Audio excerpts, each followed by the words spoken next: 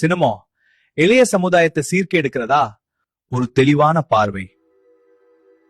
சின நல்லதும் கெட்டதும் கலந்த ஒரு சக்தி. ஆனால் இன்று அதிகம் பேசப்படுவது சீர்கேடு. காரணம், சினிமாவை இன்றைய இளைஞர் சமுதாயம் நிஜ உலமாக கருதுகின்றது.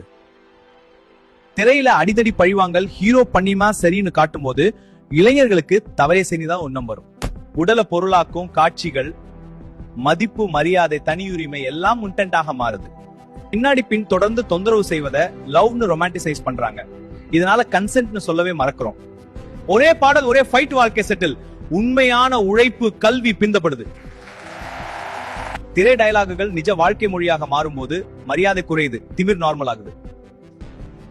சினிமா சொல்றது நல்லா நடிச்சா ஒரே சாங் லைஃப் செட், அது ரீலு. சோ நடிச்சவன் வாழ்க்கை செட்.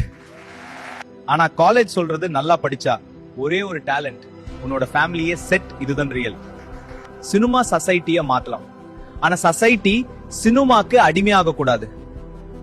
சினிமா கத்தி மாதிரி, சரியான கையில இருந்தா பாதுகாப்பு, தவறான கையில இருந்தா சேதம்.